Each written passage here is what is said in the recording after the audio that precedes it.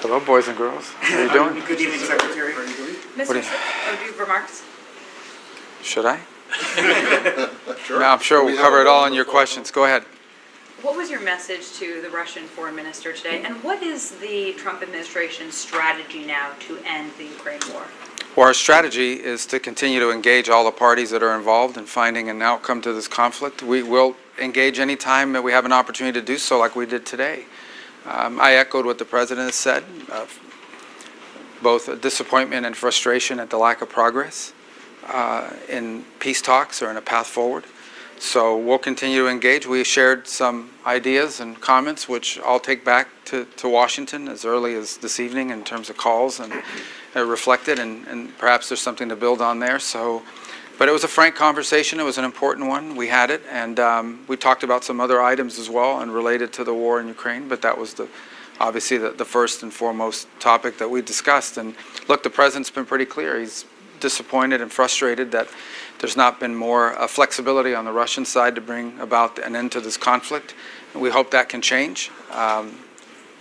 And we're going to continue to stay involved where we see opportunities to make a difference. Without speaking for the foreign minister, which I know you don't want to do. Which foreign minister? This. Oh, Mr. Sergei Lavrov, yes. Yeah, without speaking for him, did you get the sense that they're moving towards flexibility? Or Yeah, I'm not going to characterize our conversation other than to tell you that I expressed what the President has said publicly, which is that we feel as if we've dedicated a lot of time and energy to this matter, and just not enough progress has been made. We need to see a roadmap moving forward about how this conflict can conclude. And then we shared some ideas about what that might look like, and obviously I'll take that back to the President here as early as this evening, and hopefully there's something that we can build on there. But we'll Secretary, find out. a couple of months ago you said that what was necessary to end this war would be a conversation between President Trump and President Putin, but there have now been multiple phone calls between the two of them, and yet the war in Ukraine goes on. Does this speak to any weakness in terms of the President's ability to negotiate an end to this conflict, or why does it persist despite them having spoken? Well, this is a war that the President inherited, right? He got elected and it had already been going on, and no progress had been made to that point towards peace of any kind. In fact, there had not even been any meetings between the Ukrainians and the Russians for quite some time. So while there's been some humanitarian exchanges made, obviously that's our goal here, is to end this war and any role we can play. So this is not a war that started under President Trump. It's a war that wouldn't have happened had he been president, but now it's here. And we'll continue to engage and do everything we can and hopefully make progress. As I said, and I've said repeatedly, look, we are, if we see an opportunity to make a difference in this, we're going to take it and we're going to pursue it. And that's what the President has done. And he deserves tremendous credit for having multiple phone calls with leaders from both countries and anybody else. Mr. Secretary, Russia has launched its most massive attacks in the last 3 days, and you of course saw your counterpart today. Are you willing now to put stronger sanctions on Russia? Well, the President has said that that's an option that's available to him, both under existing authorities, but primarily if the Senate and the House can pass legislation that gives them the opportunity to do that. So we've been engaging with Congress on what that bill would look like.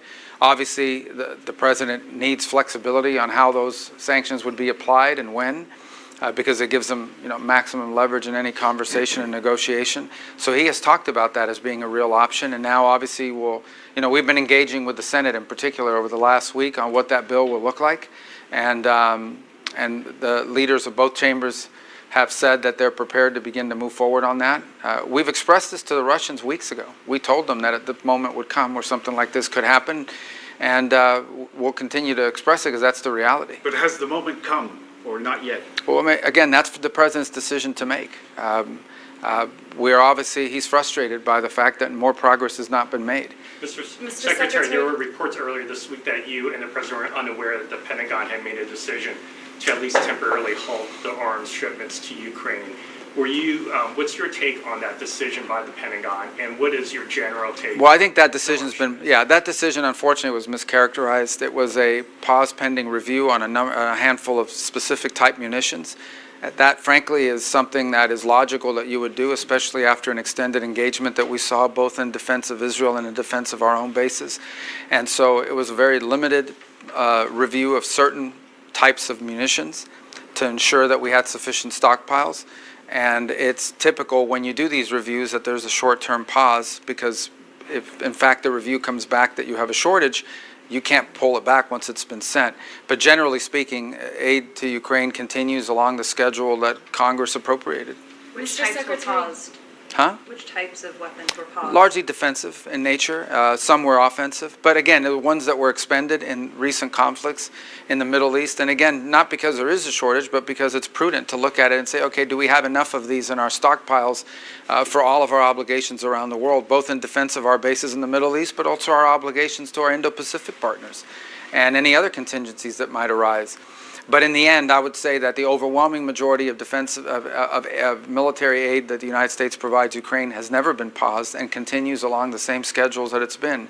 I think there's a broader issue unrelated to the pause, and that involves the defense productive capabilities of the West, not just us, but of Europe. As an example, one of the things that the Ukrainians need is more Patriot batteries.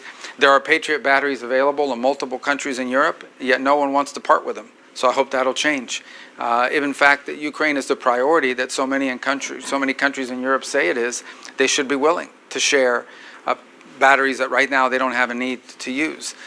So hopefully we'll be able to convince some of our NATO partners to provide those Patriot batteries to Ukraine, because there are a number of countries that have them, but no one wants to part with what they have. So perhaps that'll change. That's important.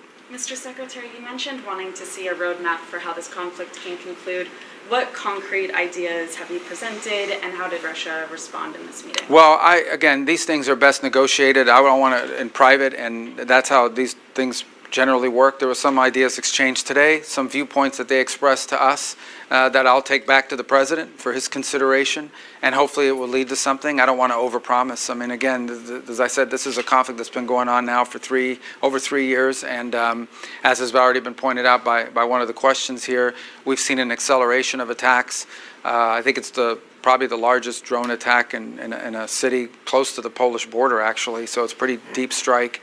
And again, I mean, it's every time you see this in the headlines and people die, it reminds you of why the President wants this war to end. As he has said from the beginning, his number one interest here is to stop people from dying and the destruction that's ongoing every single day. They're going to be having a conference, maybe it starts today if I'm not mistaken, about reconstruction and the rebuilding of Ukraine. Every time one of these strikes is launched, the price of reconstruction goes up, right? There's also the destruction of the country's capabilities, the country's economic capabilities that has to be added to this. But obviously the loss of life is something of great interest to the President. It's important to note that since January of this year, as an example, just to give you on the Russian side, they've lost 100,000 soldiers, dead. Not injured, I'm talking about dead. And on the Ukrainian side, the numbers are less, but still very significant. And so that's, the President doesn't like wars. He thinks wars are a waste of money and a waste of lives, and he wants them to end. And he's going to do everything he can within his power to end this war and any other war he has a chance to end, as you've seen in the past. And so we're going to continue to work at it. We understand that these things take time and patience, but obviously we're also frustrated that more progress has not been made. And hopefully based on today and in the days to come, we'll have more clarity about what exactly the Russian position and priorities are in this regard, and can begin to make some progress. But it's, it's been difficult, as you've seen. China's been supporting Russia. Will you meet with your Chinese counterpart here this week Maybe. to speak to him about Yeah, I think that? we're working on that. Maybe we'll meet, and obviously we'll talk about it. I think the Chinese clearly have been supportive of the Russian effort, and I think that generally they've been willing to help them as much as they can without getting caught. But people in Europe and in other parts of the world have noticed. But in the end, this peace, if it's possible and doable, will happen between Ukraine and Russia, and we're willing to do whatever we can to help bring it to an end. Can I These ask an ideas ASEAN that question? A what? An ASEAN Yeah, question. of course. That's why we're here, Can I right? just do one more quick question on Russia? Just these ideas that were put on the table today, would you characterize them as new ideas from the Russian side that the Trump administration had not heard before? Yes. Well, I think maybe, yes. I think it's a new and a different approach. Again, I wouldn't characterize it as something that guarantees a peace, but it's a concept that, we'll take back to the President today and here as soon as I finish with you. I just wanted to know, what was your sense today after your meeting, the PMC meeting with the ASEAN foreign ministers, about how big an irritant the tariffs are to U.S. relations, both with ASEAN as a bloc, but individual countries? Well, I think, look, two things to understand. Number one is these letters that are going out and these trade changes are happening with every country in the world. I mean, it's basically every country in the world. The president's been very clear, and he has been, frankly, if you go back to videos of him speaking in the 80s about his feeling that the state of global trade is unfair to the United States, that for far too long we allowed these imbalances to develop. We are the world's largest consumer. We're a huge market where people export things to us, and with these huge and unsustainable imbalances have developed with countries all over the world. And so this is a globalized effort to reset U.S. trade in a way that's beneficial to the United States, and not just in dollars and cents, but also in our own domestic industrial capacity. So this has been made clear to countries around the world. We were coming up upon about the middle of this month, and the markets demand certainty, and so these letters set a baseline. Now, obviously, that does not foreclose the opportunity for individual countries to enter into negotiations that perhaps can adjust those numbers. But in the end, the president still remains very committed to a rebalancing of trade that's fair to America, and also at the same time protects our own industrial capabilities. Right, but you're here today meeting with ASEAN countries, and those countries, almost all of them, got letters. Yeah. So But anywhere in the world, well, I I guess my understand that, point but to you is anywhere in the world that would have traveled this week, they got a letter. So everybody got a letter. And in some cases, some of these countries got a letter where their tariff rate is lower than some of their neighbors or maybe a country somewhere else in the world. So it might even serve as an advantage. But of course it's raised, it's an issue. But I wouldn't say it solely defines our relationship with many of these countries. There are a lot of other issues that we work together on. And I think there was great enthusiasm that we were here and that we're a part of this. A reminder that next week we'll have another high-ranking delegation, including Secretary Lutnick, Deputy Landau from the Department of State, will be traveling to Japan for the World Expo there, and will be involved in talks there as well. You know, my very first meeting, I don't know if you know this, but when I was sworn in, I went to the State Department, I gave a speech on these steps, and then my first meeting right out of the box was with Japan, South Korea, and India. And we've repeated that meeting numerous times since then with that group and attention to others. We have a running internal joke with my counterpart from Japan. I have literally now seen him about 8 to 12 times. And our joke is that we see each other more than we see our own families. And so you know, these engagements are very important to us, and we're going to continue to stay very committed, because this, as I said to all of our partners, that this notion or idea that the United States would ever be distracted by the Indo-Pacific or even Southeast Asia is impossible. You can't be, maybe it doesn't always, wars get more attention, but it's impossible to not be focused. This is where much of the story of the 21st century is going to be written. This is where 2/3 of economic growth is going to happen over the next 25 or 30 years. And many of the countries in Southeast Asia, not only are they some of the youngest countries in the world, but they're about to see an enormous expansion of their labor markets, their labor pool, number of workers. This is a historic, once-in-a-generation opportunity, not just for these countries to revolutionize themselves from an economic standpoint, but further strengthen our relationship. We have over 6,000 American companies that have invested heavily in these economies over the last 20 or 30 years. We're not abandoning those relationships. On the contrary, we want to strengthen and build upon them. And there are a bunch of other issues, and certainly trade is part of it. But there are a lot of other issues that we work together on, and we continue to highly prioritize that. The story of the 21st century will be written in the Indo-Pacific. And the countries represented here today, along with others that have joined to be a part of this, represent some of not just important markets, some of the most important partners we have in the world. Senator Rubio, this is obviously a very quick trip. Do you intend to come back to Asia or the Southeast Asian area on a longer trip sometime in the future, near future? Sure, absolutely. This was a great trip because we got to see, 12, 13, 14, 15 countries that are all here. So these forums, there'll be a leaders forum here in October, which we look forward to being a part of it. We've also engaged with many of our colleagues here at different forums. Many of them, for example, not just at the G7 foreign ministers, they also attended on the sidelines of NATO, at the foreign minister level, and also at the leaders level. So we'll continue to engage with the region, both in Washington and other places around the world, and in our return travel here. So we'll be back in addition, and it's not just me. The Secretary of Defense has been out here. The Deputy Secretary of State will be here next week. So we'll look for other opportunities. Obviously, the Leaders Forum will be here in October as well. So we'll be here. We'll be engaged as we do every single day. Secretary, there's a review right now by the administration of the AUKUS deal that the last administration forged, and I think that raises some questions among Asia-Pacific allies and partners about the U.S. defense commitment here in Asia.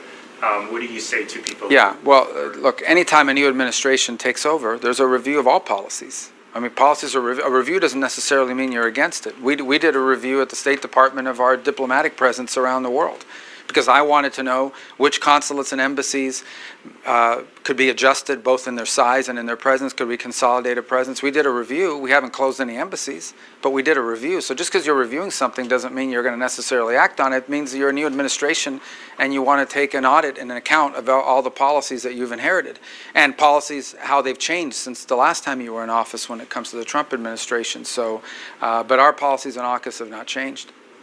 Thank you. What else? That's it? Are you hopeful on a Gaza ceasefire in the next few days? Well, we're hopeful. I mean, in the end, we're hoping they'll move to proximity talks. It appears that generally the terms have been agreed to, but obviously now you need to have talks about how you implement those terms. And I spoke to Steve Woodcock last night, and he's optimistic that proximity talks will begin fairly soon, expedited and facilitated by the Qataris and the Egyptians. And so, but we've seen talks fall apart in the past at that stage of proximity talks. So I think we're closer, and I think perhaps we're closer than we've been in quite a while, and we're hopeful. But we also recognize there's still some challenges in the way, and one of the fundamental challenges is Hamas's unwillingness to disarm, which would end this conflict immediately. If they just release the hostages, there shouldn't be a single hostage. There shouldn't be a single hostage body still left. If they release that and disarm, this would end. But that said, the Israelis have shown some flexibility here, and so I think we've seen progress made. So we're hopeful, but we also understand that these things have been difficult for a reason. But we're hopeful that they can move to proximity talks pretty quickly and go from there and have a ceasefire in place in the near future. Are there any sticking points from the Israeli side, such as on aid or the withdrawal of Israeli troops? Where does that stand? Well, the sticking point would be on the Hamas side. I mean, Hamas basically wants Israel to withdraw completely and allow them to go back to being Hamas. Obviously, the Israelis aren't going to agree to that. I think the easiest way to end this, that's not what the agreement is, but the easiest way to end this is for all the hostages to be released and for Hamas to disarm. Absent that, the Israelis and Hamas, through the mediation of Qatar and Egypt, have reached an understanding on a 60-day ceasefire and some elements of that with regards to humanitarian aid through international agencies resuming and so forth. But now you've got to have talks about how do you implement that, and that's where this has fallen apart in the past. We're hopeful that'll work out. We're doing everything we can. We'd like to see a ceasefire. The president's been clear he wants to see a ceasefire. And we've invested a lot of time and energy. I know Steve Woodcock works every single day on this topic alone. So we've invested a lot of time into that. We'd like to see it happen. Okay? All right. AI impersonator of you? Anything you can say about No, it didn't. that? No, I mean, it could happen to anybody. I mean, everybody, especially if you're a public figure, they just got to get enough. Like, they could take the interview out of here today and change it around. So, but, as soon as I found out about it last week, I referred it to the FBI, diplomatic security, and others. It won't be the last time you see me or others, for that matter. Maybe some of you will be impersonated. But it's just a reality of this AI technology that's going on, and it's a real threat. How did you find out?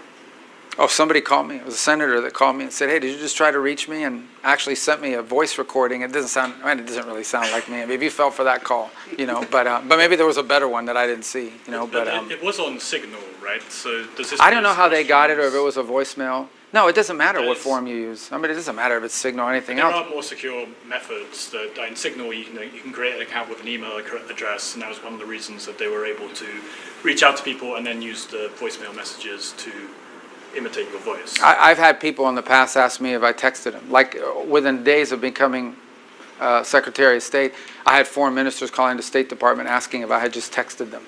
So, I don't know, guys. This is just the reality of the 21st century with AI and fake stuff that's going on. It's generally, I communicate with my counterparts around the world through official channels for a reason, and that's to avoid this. Do you have any sense of who the perpetrator is? No, I mean, you're not going to have any sense. The perpetrator is somebody with an AI software. That could be anybody in the world.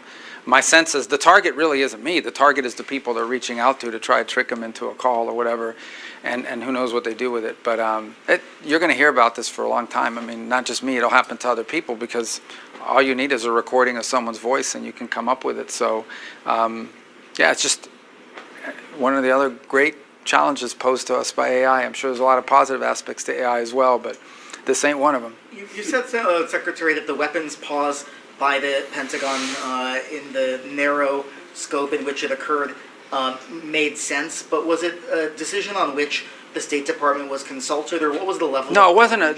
No, no. I said it was a review. It was a pause pending review, and so we were constantly.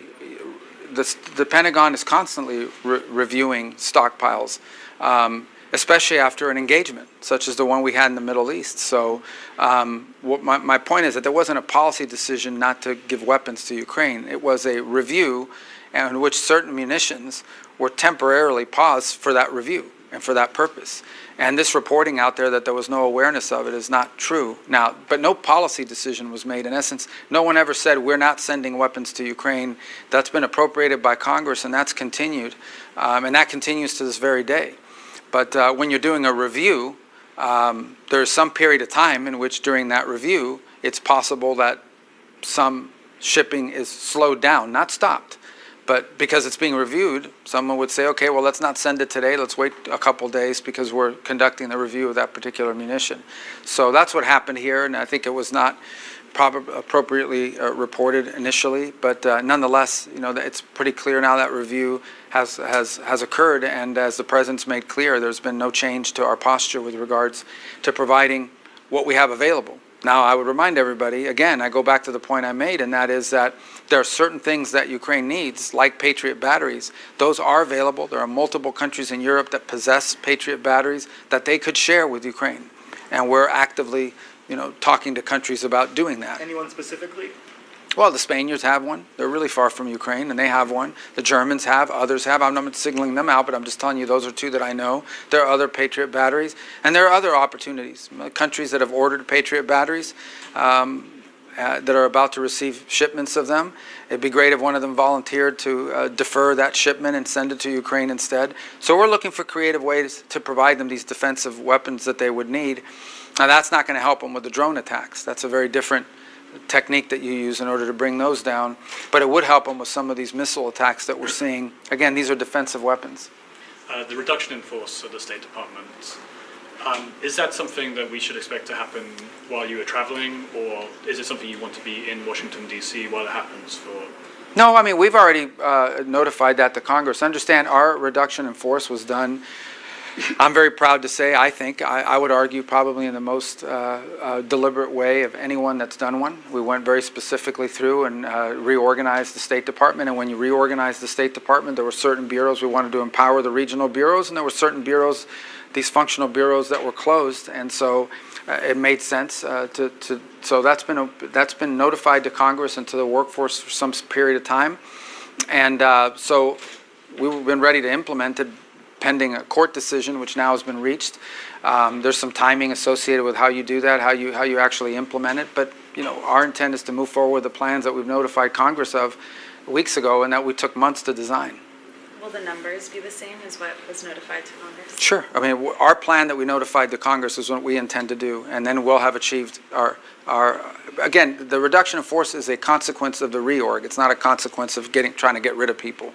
But if you've closed the bureau, you don't need those positions. Understand that some of these are positions that are being eliminated, not people. Some of them are unfilled positions, potentially, or positions that someone took early retirement, and therefore are about to be unfilled. So, but we took a very deliberate step to reorganize the State Department to be more efficient and more focused. That's been publicly noticed to Congress months ago. We've been prepared to implement it, and the thing that slowed us down was a court decision by a district judge in the Northern District of California. The Supreme Court has ruled on that, and so we're prepared to act on it. It'll come as no surprise, and that is our reorg. That'll be the extent of what we intend to do, and we're already operating under the new organizational structure as is for the most part, so this will further enhance that. Okay?